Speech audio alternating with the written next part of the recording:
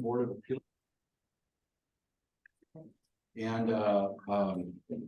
And thank you for everybody who's with us in cyberspace. We have a motion to approve the agenda. So we still do need to do roll call. Okay. Roll call. All right. Noel Halverson is present. Barb Dorff. Here. Stephen Schukart.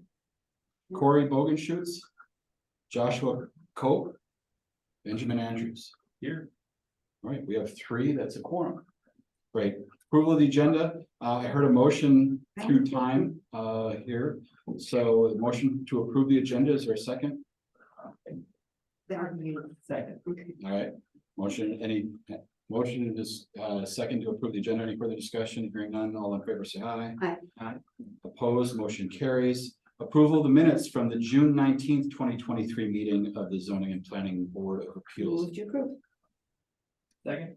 So motion and a second to approve the minutes of that meeting. Any discussion? Hearing none, all in favor say aye. Aye. Opposed, motion carries. On to regular business. So our first item here is appeal 23. Oh, it's been pulled. We still have to read the agenda. Okay. Oh, you do? Yep. All right, so it's appeal 2320, consideration of possible action on the variance request submitted by Richard Fisher of Fisher and Associates LLC applicant, DDL Holdings property owner, to create an improved driveway approach less than the required distance from an intersection at 520 North Broadway, one of many Alder Scannell district items this evening, but it has been pulled. John, is that? Yes, and staff will recommend a motion to receive and place on file. I move to receive and place on file. Second. It's been a motion to receive and place on file. Any further discussion? Hearing none, all in favor say aye. Aye. Opposed, motion carried. All right, moving on then, I'm assuming the next one or two here are actually happening. All right, appeal 23-19, consideration with possible action on a request for variance from Gary Spielbauer of Elevate 97, the applicant, Green Bay Packaging, the property owner, on the request to increase the minimum number of monument signs and reduce front setback for signage in a general industrial district at 1601, 1603 North Quincy Street. And I have some stuff to read here before we get to that, right? Now I do the conflicts piece. Yes. Great. We're implementing new techniques here and it's not smooth yet. But I'm going to read this out loud as the goal of the Board of Appeals to provide and conduct a hearing that is fair in form, appearance, and substance. To ensure that this hearing satisfies these goals, each member of the Board of Appeals, would you please confirm the following by stating I confirm. I do not have a conflict of interest in this matter. I confirm. I confirm. I confirm. And I have not received any communication from any person or party about this matter. I confirm. I confirm. I also confirm. Great. So on this item, we're going to listen to staff first. Tell us about the situation, set it up, and then we'll hear from the petition. And you can, if you're here for this item, Okay. to the table. We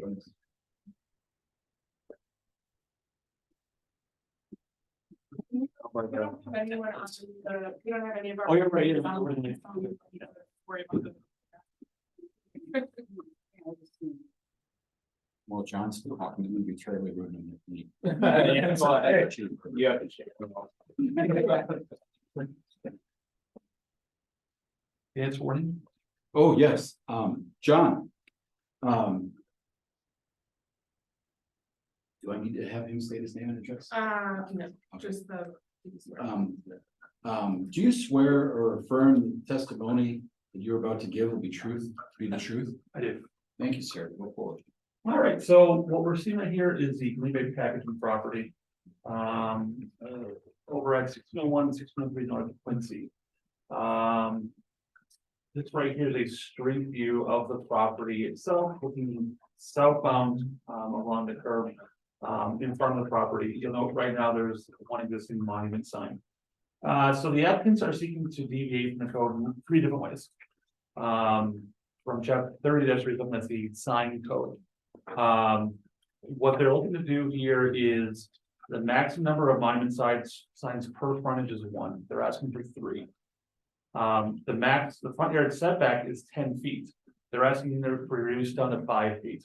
And finally, the maximum height of a monument sign in your district is 6 feet, they're asking for the height to be 7 feet, tall.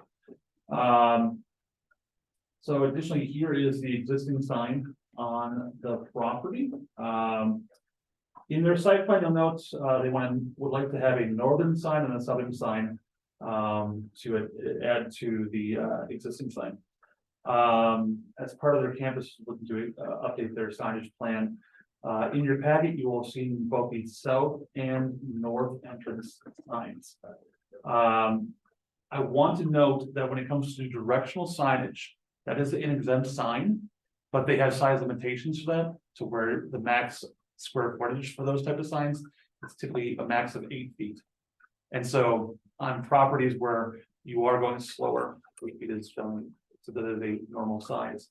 So they have to say about what it means for their property, and their relationship for trucks. So this is kind of a mix of both a directional sign and a promotional sign for the business itself. So they are asking to go over the amount of signage on the front from the 1 to 3. And then when it comes to the rest of the signage, as far as the overall square footage, that's fine for monument sign. There's nothing that's out of place, even with it being a 3-sided design. That's what I have for right now. Great, thank you. So gentlemen, would you please, please state your name and address for the record? My name is Bob Kowalski and I'm representing Greenwood Packaging. And our address is 1601 North Quincy Street. Gary Spielbauer representing Elevate 97, 1085 Parkview. Great. Do you swear or affirm that the testimony you're about to give will be the truth? Yes. You swear or affirm the testimony you're about to give will be the truth? Yes. Right, thank you. So, tell us, about why you need this, this variance. And Bob might be able to speak a little bit better, but the directional signage to get the trucks into the correct driveway is what we need. The increased size is just a visibility thing. Quincy's a pretty busy street with truck traffic. Having semi trailers backing out because they went into the wrong entrance can be a safety issue. So we're just hoping that we can alleviate those problems. The request on the setback, where the signs would go, right by the 2 entrances, there is a myriad of electrical, fiber, gas pipeline. We decided to put in, instead of 10-foot to 5-foot. The reality is we probably only need 2 feet. And it is our intent to keep it as close to 10 if you grant the variance.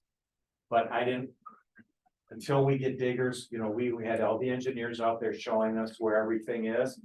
And we were pretty confident if we could get 2 feet, we're gonna be okay, but if it's 2.5 feet or 3 feet, we know we're more than safe with 5. We're anticipating 2, but you know, if you say 2 and then it's 3 feet, then you know, we want to be good neighbors and good citizens. So that's what that request is for. Just for clarification, when you're saying 2 feet, you're talking about 2 feet off of the normal setback. Or Correct. 2 feet. So instead of being 10, we'd be at 8. Yeah, that's what we're requesting. And if you don't mind, I just wanted to reiterate, we have about 150 to 200 trucks coming into our property every single day. So just that amount of truck traffic, we just want full visibility for safety, not only for those drivers, but our employees and other citizens, just to make sure that they're pulling into the right driveway, because we have several different driveways where they can enter the property, and each driveway is designed for a different delivery or for different purpose. So we just want full visibility to those that we find the signage as possible for everybody. Are these all separate variances? Right, so it is one part of the code, it's part of that table. When you're looking at making potential approval or denial, but the approval part of it, you need to address each one individually. But that said, the reasons for it can apply to could be applied to all three potentially. So you don't need to repeat yourself if you happen to have the same explanation for each one. Questions for the petitioners? And if. I want to say this, but I don't want it to be interpreted the wrong way. When we designed the size of these, we kind of used the neighbors got very similar signs at their entrances. So we didn't want to, Smaller. well, we wanted to keep it consistent with what's there. And so that's kind of how, if anybody's wondering, why did you randomly pick this size? That's kind of, so we kept it consistent with the area that's there. Questions for the petitioners? Yeah, I suppose, what's the frequency of the problem? I guess how many trucks are going into the wrong areas, that this, kind of came about for the sign? Yeah, and right now, we have temporary signage right now. So I don't have an exact number for you, but that temporary signage that we have is probably a little bit closer to the size that we're looking at, right? I don't know what size that is right now, but yeah, we just have temporary signage right now. That is much bigger than what the rules is it 6 square feet or 8 square feet? So Yeah, I believe the directional is 6 square feet. that was the number I had in my head, but. But, yeah, Either way, you're well over it right now. yes, right, Yeah. exactly. So to your question. Yeah, I don't know because Yeah. our signage out there is bigger right now, so we can already advertise the whole thing. That's the only question I have. Any questions? No, very well explained. Yeah, I'm surprised you didn't make the argument that, given the immense size of the building, you need bigger signs just that they look pretty much right. To the scale. It is a big We'll scale. add that. It's a really big, really big. And again, just consistent with what's out there, you know. And we're asking for a variance for a couple of different items, so, you know, we wanted to present something we thought was reasonable.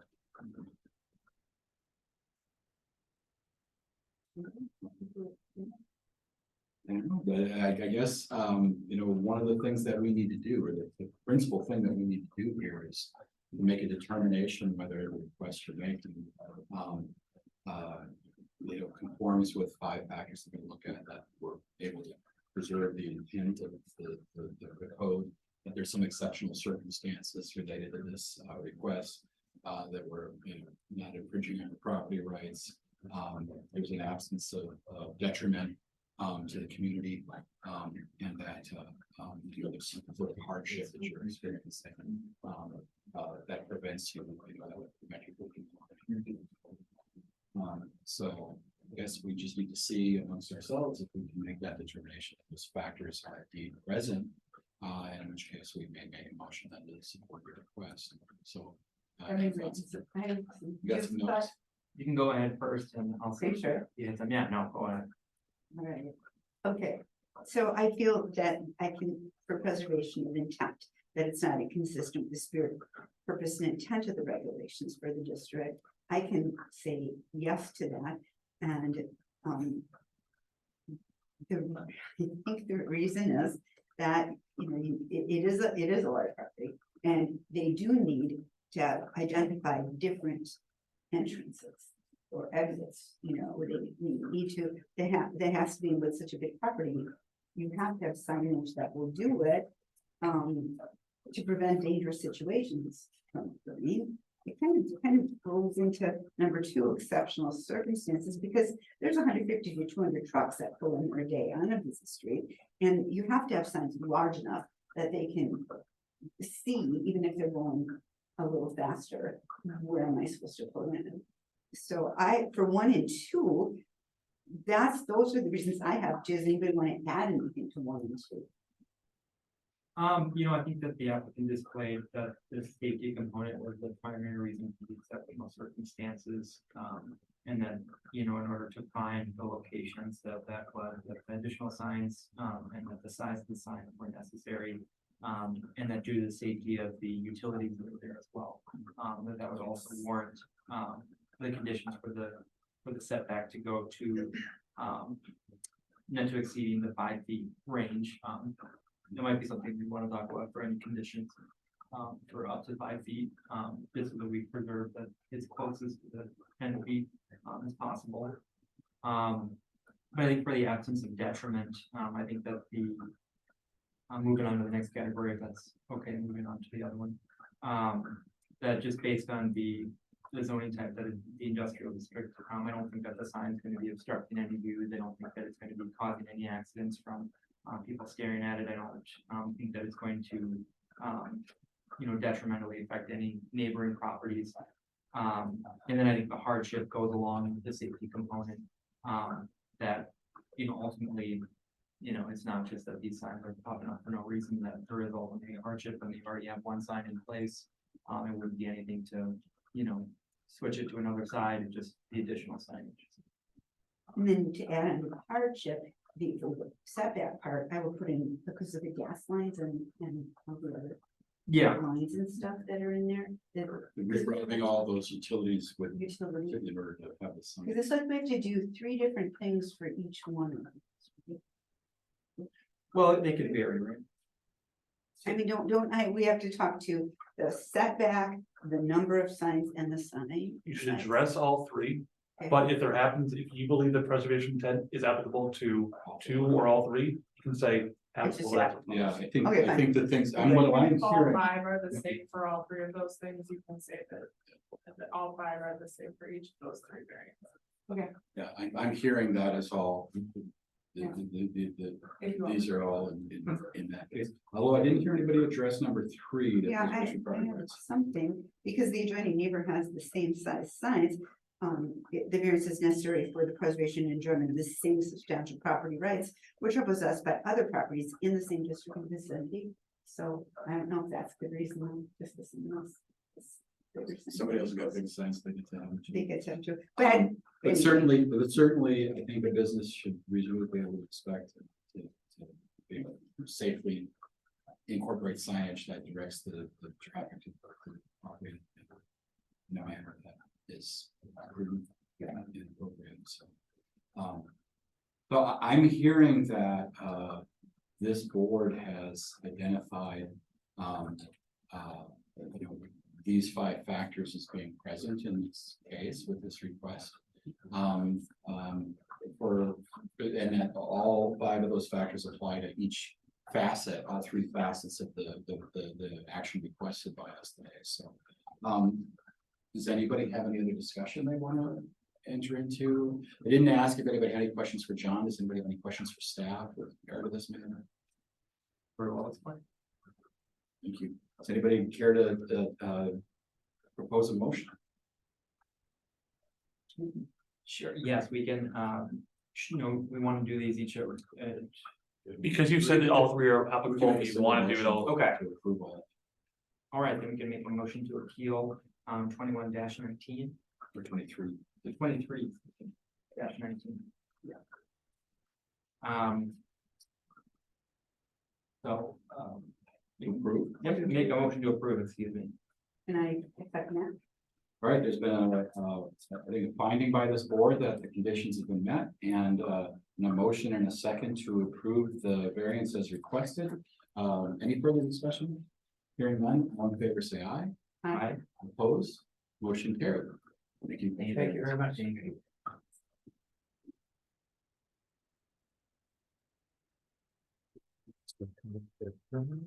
Just another sign permit. Okay. Awesome.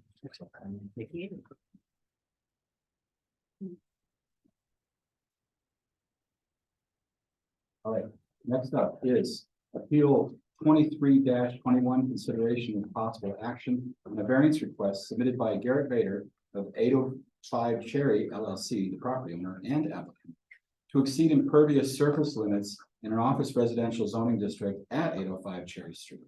in Wilderness Mills District 7. And as always, we will hear from staff first before we hear from the petitioner. And I don't think I need to swear him in again, right? Or do I need to do everything? You should start it again. Okay. John, do you swear, or, Conflicts as well. oh, yeah, Yeah. sorry, thank you. You know, to ensure that we have a fair hearing, I would like you to respond to these statements if you can, by saying I confirm or to reveal the conflict. So I do not have a conflict of interest in this matter. I confirm. I confirm. I have not received any communication from any person or party about this. I confirm. I confirm. I also confirm. Thank you. And then, for staff, John, do you swear or affirm that the testimony you're about to give will be the truth? Do. Great. Go ahead and start. So the property that we're looking at as it is at the aforementioned 805 Cherry Street is just to the east of us here. It is in the OR Office Residential District. I'm gonna zoom in a bit to show you what's there on the site right now.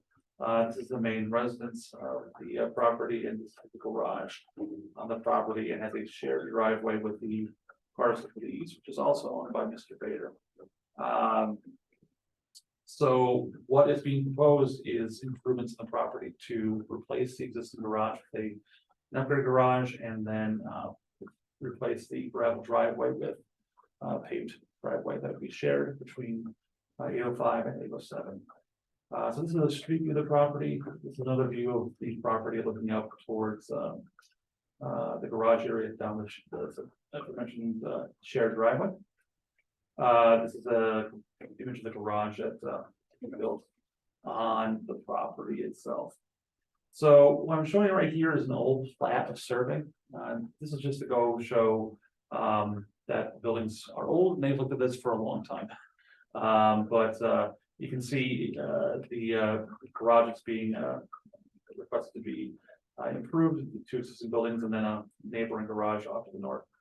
And that goes into play then with what's being requested right now. The applicant is looking to put down a new concrete driveway between the two buildings. In lot 809, that parcel, there is nothing that is in play for a variance, and everything is met for a setback at this point with what's on this site plan. For this one, most of the bulk requirements are met. The issue is impervious surface. So maximum impervious surface in the OR district is 60%. The approximate impervious surface right now is around 65%. I say approximate because gravel drive, and it's fluid in its own way. It's gravel. The change would add about 2% more. Where does that come into play with the request? We put in concrete from the edge of the garage to the back of the house, and having this small turnaround pump out area on the back. All of that meets bulk requirement standards. The only thing that does not is the impervious surface. That is a slight increase that applicant is seeking relief from. And you can see right here, this goes back to our where's that gravel at? Right now, it doesn't go to the existing garage on this property, and doesn't quite make it along this area. So there's your extra bump that's being requested for this property. With that, just let you know the applicant is online, and we do have one member of the audience who's here for this item.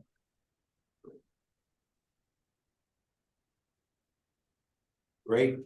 Any questions for staff?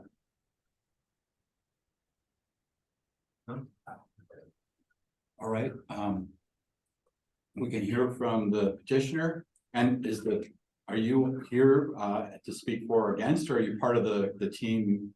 No, I actually own this property at 815, so I just got the letter. I just kind of wanted to find out what it was, so Great, welcome. thank you. Mr. Bader, our petitioner, I need to swear you in. Can you please tell us your name and address for the record? Eric Bader, 300 North Van Buren Street, Green Bay. And do you swear or affirm that the testimony you are about to give will be the truth? I do. Great. All right, well, let us know what you think is going on and why you need this variance. Hopefully an easy one. Obviously, it's an older part of town, a lot that was previously much deeper than it is right now. The irony being that to pave the driveway as would be required in any new subdivision is technically against what we have because of the impervious limits that John mentioned. So in trying to do something that would be done elsewhere, anywhere, we can't because we would be in violation of limits. So hopefully here, the greater good is, yes, let's definitely pave the driveway and keep the neighborhood improvement going and exceed and be able to do that.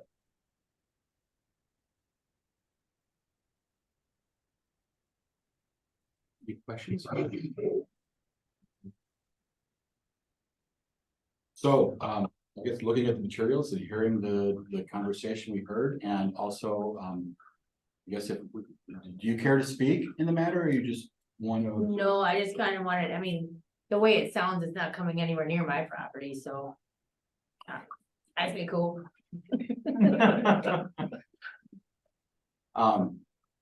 So, this seems a fairly minor thing in terms of the percentage variance, but, we still need to go through these tests and ascertain whether, we can approve this, so. Looking at the action here, is this, you know, in terms of the preservation of intent, the, exceptional circumstances, preservation of property rights, absence of detriment and hardship. What do you see with regard to this proposal? You want to go first this time? I'll let you go. Okay.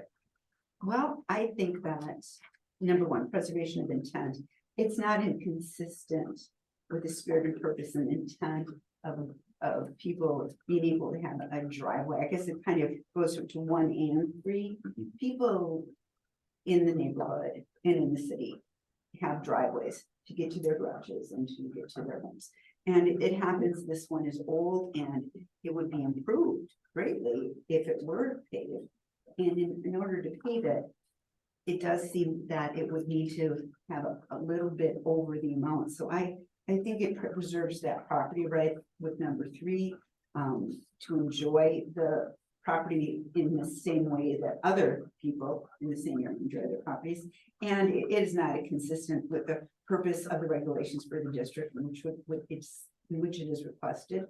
I'm not sure what exceptional circumstances are, other than these are older properties. This property it's small, so a larger lot, there would be more sufficient surface, and it just happens to be this is an older part where there isn't going to be. And that's not self-imposed. It's not, that's a hardship, number 5, but it's not a self-imposed hardship. That's just, you know, based on the fact that these lots were a lot smaller.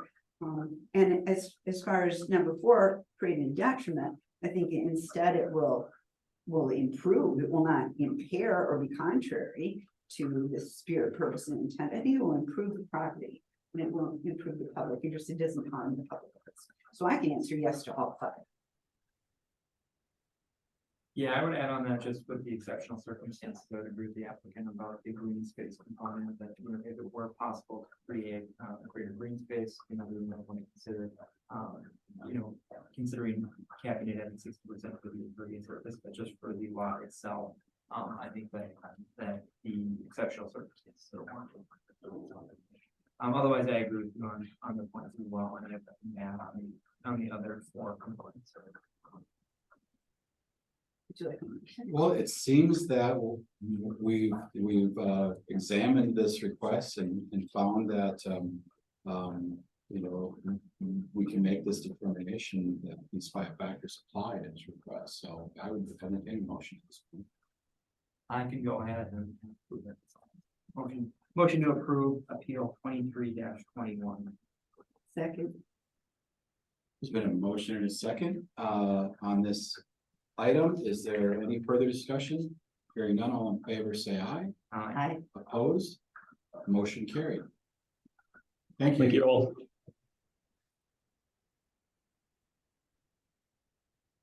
Great. Oh, And this is really efficient. that's, Yes. all right, moving on to informational items, we've got the date of the next meeting is August 21st, 2023. just a note I made. There's a meeting I need to attend that week. Out of town, I'm not quite sure which day it is, I'm trying to pin that down, so just. And just to note, I don't know, but I have to have cataract surgery in August. And they have not scheduled it yet, so I'll try not to have it then, but they said I have to have it really fast. So, I mean, hopefully. I'll make it. If neither, you are here, we'll find someone to, Okay. when they'll step up to run the meeting, it'll be fine. Great, okay, so, that's a firm date and attendance is questionable. And then F2, a Usually reason, do it from home. right? Should I do it? We can see. And then review of Board of Appeals items, from the first half of 2023. Yeah, so there was a request for the past month, say, what do we actually do? What do we, just give us a little synopsis, so. It's 5:01, go for a few more minutes and give us a synopsis of it, so. In the first half, January through June, there were 18 submitted requests. Now, we had more than that for people coming in, but this is where it actually ends up being pushed to the variance. Of those 18, 17 went in front of the board. There was one that was pulled. There was more back and forth, and that ended up going as a conditional use permit instead, rather than as a the Board of Appeals item. So where do these come from? What's our biggest one? District 7. Randy's, and so that has a point. It's the oldest part of our community. And so we're looking for appeals and things as far as setbacks. It would make sense that the oldest part of the community probably has the most issues staying in line with the zoning code itself. Tied is District 5, but with a caveat, 3 of those were Preble questions. So they had to be individual ones for different parts of that property, but that was part of Preble. Next up would be District 9 and District 12 with 2 items each. So 9 would be you're near west side, so you're kind of counterbalanced to District 7, and then the far west side had 2. Finally, just one item each from 1, 2, 3, and 6. So that's the east side. 4, 8, 10, 11, nothing. But people did talk in those places, and I would say every district there was some discussion at some points to ask for an appeal, but didn't go that far. Found ways to make solutions happen, or that was just dropped. So overall, we had 4.5 denials and 12.5 grants. What does that mean? Recall that one over on Kenisra, where one of the appeals was granted, the other one was not. There was 2 questions on one appeal, 1 granted possessed way. I say 4.5 denial, 12.5 granted. These 4 that are listed are your common ones that all the rest was just one-offs so far this year. These ones had multiple. So 44-1747 parking for single family and 2 family uses. This is your general, I want my parking closer to the setback, or I want it in the front yard, things of that sort. Second, 44-856, public institutional dimensional standards. That was Preble, and the questions that came out of that. So that's why we happened to see that. 44-1733 driveways in multifamily mixed use institutional commercial industrial. So now we're just talking driveways in general that are not your single family and 2 family uses. So driveway widths, things of that sort. And then finally, this one's making a lot, I think. So I just want to put it out there, 44-1965. And this also goes into the 1964, 66, 67. This was our updated landscaping code from this past fall. And so now it's actually being implemented. And so folks are getting used to it. There might be some cases where a parking lot was, what is it? Yeah, I would say there's probably cases where there are true hardships, and there are other cases where there's wanton and don't want to follow the law. And just keep that in mind with this one, because whether you like it or not, that is, we're applying what was approved by Common Council when we're looking at those site plan reviews. So yeah, we're always going to see issues with people asking for parking requirements. That's not going to be anything that I would say all but the public institutional dimensional standards. These will always be common items, but the 1965 becomes, at least for the time being, something that I suspect we'll keep on seeing for a while. Even though we will, when we're talking to folks, one, we're trying to find ways to use. As part of the interior landscaping, there are alternate methods. We're trying to employ that to allow the code to be applied the way it was intended. And I think it's just more of a culture shock. You happen to have built a parking lot back in 1960, and it was nothing but blacktop. And now, 60 years later, why do I need to be up with the times? I had my parking lot, it's been this way for generations. Because it's a good lawn. So there could be some issues with that, but that'd be the synopsis. Any questions? Like, I guess one of the things I was wondering was how many of each, Oh, a beach. of like, were each for parking? Yep. Yeah, which was the most? Oh, so although I believe this is pretty, 3 was what was for each one of these actually. So for 3 for the parking for single family and 2 family uses. Okay. And mind you, in 44-1747, it's a table, so we're looking at different things. So we might have had somebody who was asking for an offset of being rather than 2.5 feet off the side yard, they're asking for 1 foot. Yeah. Or they were asking for a dimensional variance that would allow them to go, rather than having a max of 12 feet wide, they want it to be 16 feet wide, something of that sort, or that's where that comes into play. Public institutional dimensional standards, that was the 3 for the 3 different parcels at Preble. The main parking lots, the southern one south of the stadium, which also includes the stadium, and that northern part for their triple jump area. Right. Those all had to do with dimensions that because of PI and its relationship back over to the zoning district that had the most stringent standards, which that would be R1 next door. So that's where that came into play. For the driveways, that's a bit of a hodgepodge back in the going to the table again. The questions that came to us were with the driveway size. That's what in industrial drive-throughs, making it large enough. We had that over on Broadway. Didn't we have a lot of single families that? Single families We- came into we said- play We said no to a lot of those, right? right there, but there are different aspects of individual code itself. I can, No, I mean, maybe what I'm saying is, I'm looking at, what did we deny common things?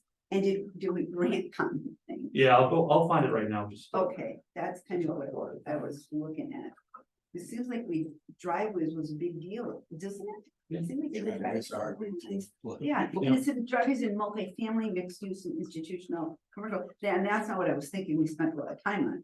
Unless multifamily needs, or no. It's anything but normal residences. No, in normal. And so that's for driveways. Spend a ton of Yeah. time in there. So that's, Parking for single family too. Yeah. so that, So I'll That's just what go. I wanna through. walk I have- my driveway, I would park in front of the Right, main right. exit door. Our denials were 898 Hubbard.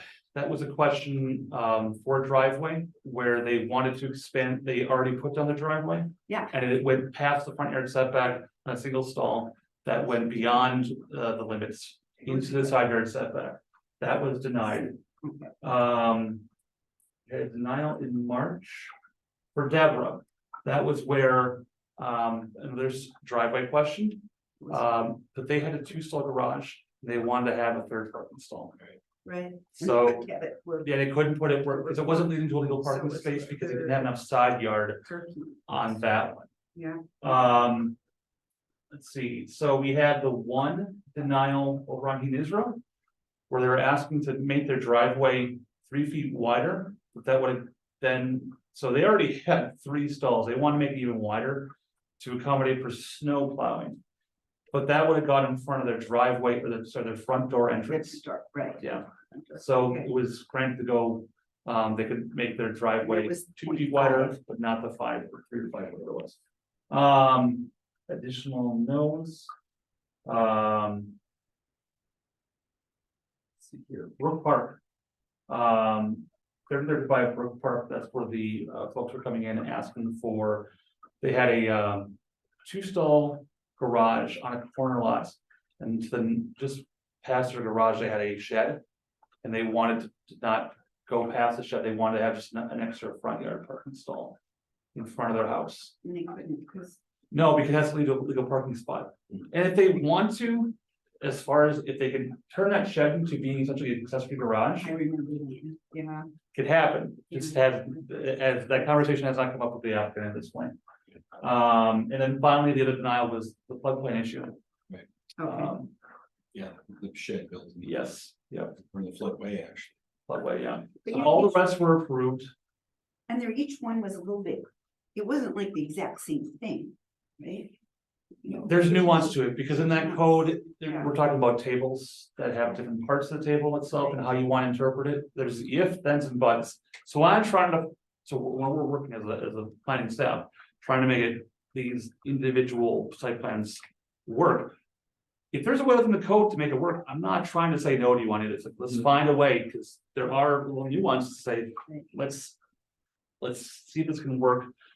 Based off of leading to a legal driveway past the front yard. A lot of times on these lots, what comes into play is, we can make a legal driveway or a legal parking stall on the side of your garage, which you're allowed to have. But you already have your setback at way too narrow at that point. You didn't have the space to do it. And that wasn't thought of because, a 2-stall garage back in 1965 was a lot of garage. And now it's not as much. I mean, it's the majority of our garages in the city of Green Bay are 1 and 2 stall. Is that right? Oh, yeah. Majority are 1 and 2. Not a- There, but obviously it's a growing trend Yeah. that there are more 3-stall or 4-stall garages. Yeah. So one of the things I'm curious about with this first half of the year is thinking about previous years, and it seems like we just had more agenda items in previous years. Is the new process that we're doing resulting in fewer appeals coming forward? Yeah, I'd say there's 2 parts of it. One is not I think there might have been a lot of times where somebody may have wanted to do something, and do a variance. Ask for a variance. Take a shot. And we are, there are times where our conversation says, variance is your last resort. But we are trying to find the pathway forward without going to the variance. Because we all recognize you grant this variance, this one spot, it ought to be granted in a similar situation somewhere else. They happen to have the same type of characteristics. And we're not trying to make that happen to where that's the case. So there's that, and then I would say with the whole having to have the site plan reviewed, there were times where people there wouldn't be any contact whatsoever with planning staff. They just come in and say, here's my variance, I want to do it. And we need to talk, because it really has, I don't have a number saying who came in and talked to us, and now I didn't track that. But there are times where folks are coming to talk to planning staff or building inspection folks. And it may be a very simple change to make things work without a variance, or, as you're talking, and they recognize themselves, I shouldn't be doing this. They get the spirit intent of why there's a code in place, and they recognize I need to change something up. So, and also the price jumped. That might have an issue. It doubled from, not doubled, but it went up substantially from 2022. So right now, To apply for variance? for that? yes, to apply for variance is 125 residential and 250 commercial. I see. It was 75 and 150. And mind you, compared to other municipalities, that is still bargain rates. We're talking like $500 to $1,000 in neighborhood communities. It takes a lot of work from staff, right? It does take up to staff, but the role of the variance is that it's a few and far between. It's meant to be, you have a true hardship, you can't conform, so it's not meant to be as one of those things where, I just want an extra driveway stall, so I'll roll the dice. We've heard that plenty of times. It's just $125. What do I care? I'll take the risk on that. Okay. Don't need that, right? So, you need to have a hardship to do it, and, obviously price points make a difference in that. Thank you. Yeah, that's really Very good. good. It is. Any other questions? People have any other questions? I think that's great. Awesome. Thanks, John. There's no other business. This is the end of the agenda, so I would entertain a motion to adjourn. So moved. Great. All right, all those in favor say aye. Aye.